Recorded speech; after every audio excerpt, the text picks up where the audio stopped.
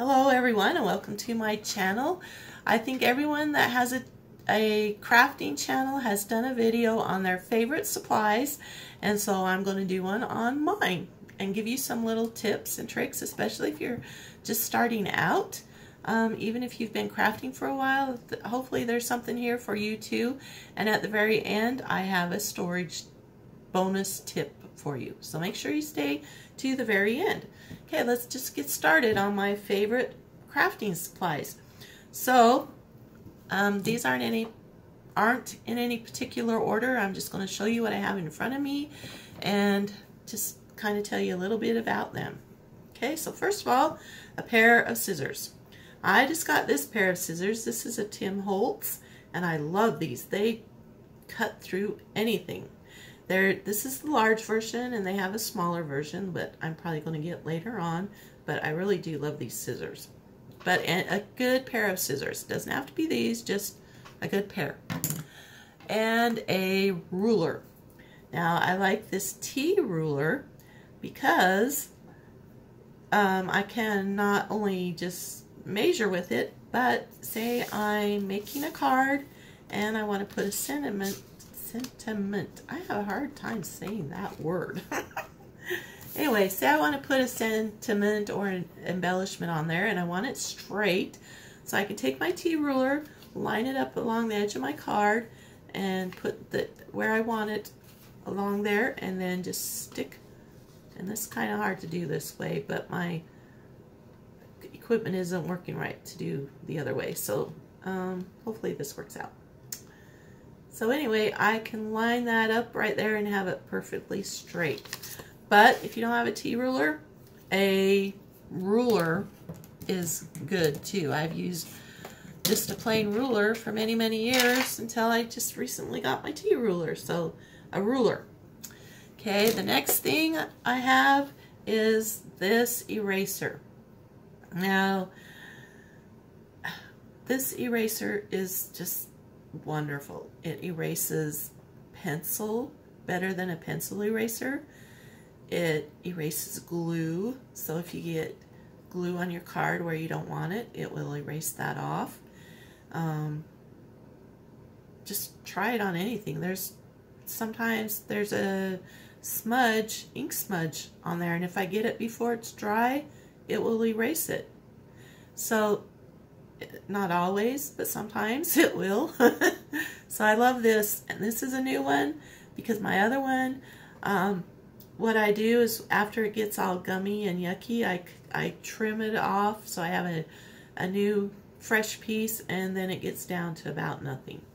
And these scissors will trim it off really well. Just a side note there. Okay, the next thing is a pen. This is a Sharpie. Well, I don't know if it's Sharpie brand, but it's that type of pen. And I like to do stitch marks along my cards, or, you know, if you have a butterfly, I like to make the butterfly trail or whatever. So a pen, a good thing to have in your stash. I like to stamp and distress my cards, and distressing means to rough it up, make it look old. You can use inks, you can use scissors to rough up the edges, but I need to have this sponge for my inks. And I can take this sponge, I can cut it into 6 pieces, and it comes out looking like this. And you can see this one is well on its way to being used. So I would recommend one of these sponges, especially if you're going to be stamping. A scoreboard. And this is a small one. I have a bigger one, but I just brought this out because it'd be easier to show in the video.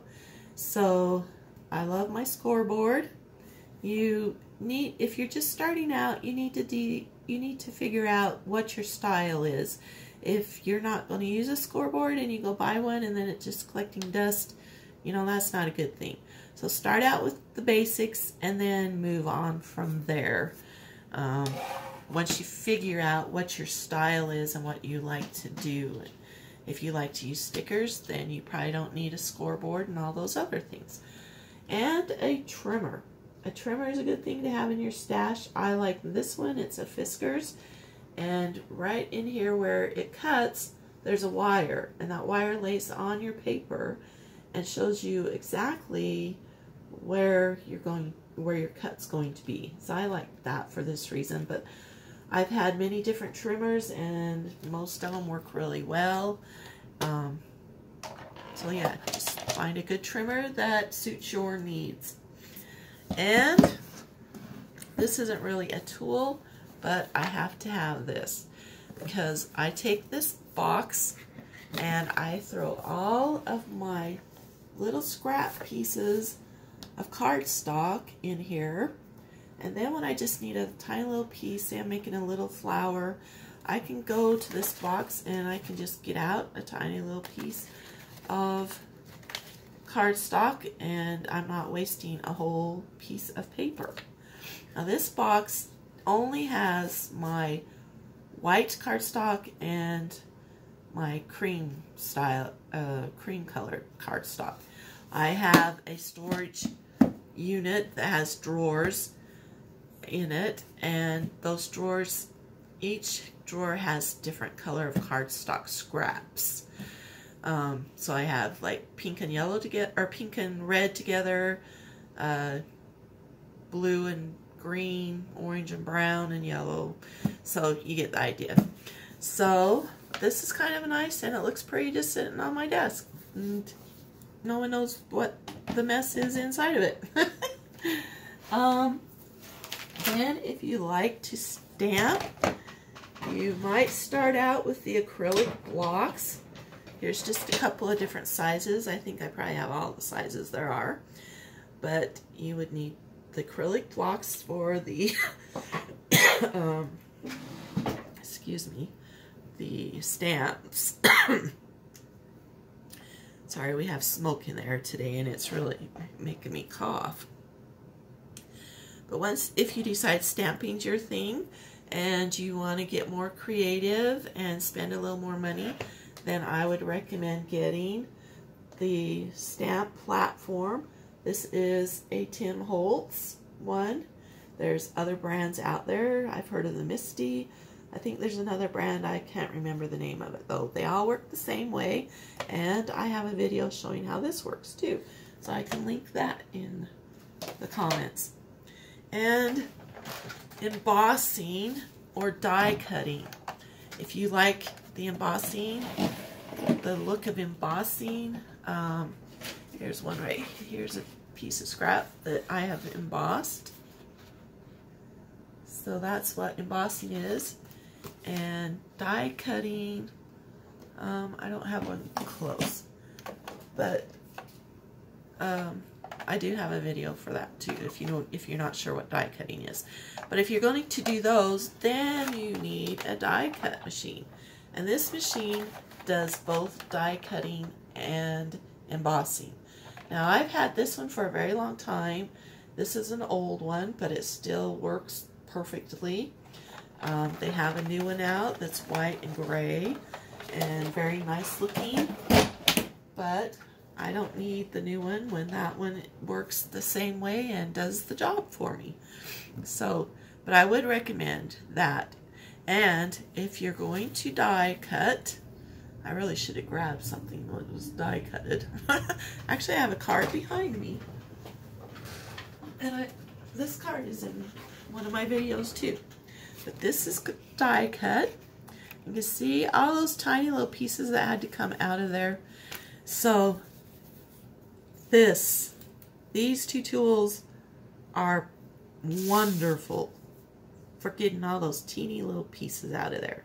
And if you want to watch that video, I will link that too. Okay, this is a Spellbinders. It comes with a pokey end, and it comes with this brush. And I showed how to use it in the other video. Okay, and now these are important too. A rag. You're going, okay, how is that a tool? Well, it's probably not really a tool, but it is in my supplies because I use a rag every time I sit down to make something. It cleans off if I'm using embossing powders, it cleans that off so it doesn't make a mess. My inks sometimes, instead of using my scrubbing pad, I'll just take my rag and clean off my inks in the Stampin' Up! Platform. Works really good to clean that up. I'm sure you'll find lots of uses for a rag. Okay, and a tray. And that might seem silly too, but the same thing. If you're going to get messy, you can do your embossing powders in this tray and not get it all over your desk, and then you can put it back in the bottle. This one actually has a spout that it pours out. I don't know where I got these from. I've had them for years and years and years, so I can't really tell you who made them or where I got them from, but just a tray or a little bowl or something that will work. Another thing I like to do with my tray is if I'm making a project and I don't have time to finish, I can put all the pieces in my tray and then just set it aside until I can come back to it. And then everything's there together and I haven't lost anything that I wanted to use. I have two more things to show you quickly. I have this storage turntable, I guess, because it turns. And in here I have all my pens, pencils, scissors, elastic, staples, you name it, I've got it. So that just sits on my desk and it has about everything I need in there, and it's very convenient to just reach over and grab what I need. And that's what makes crafting more fun, is if everything's right together and you're not chasing it down all over your room. Okay, I think that was all my supplies that I wanted to show you, so I have your bonus tip now.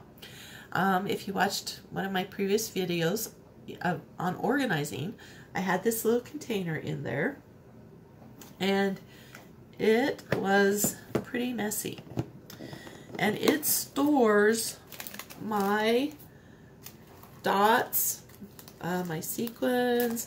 I have some little pin things in here, some stickers, and I wanted to show you the paper clips. But I have all that stuff in here, and it was just getting really messy and I couldn't find anything, and I thought, you know what, I need to organize this box too.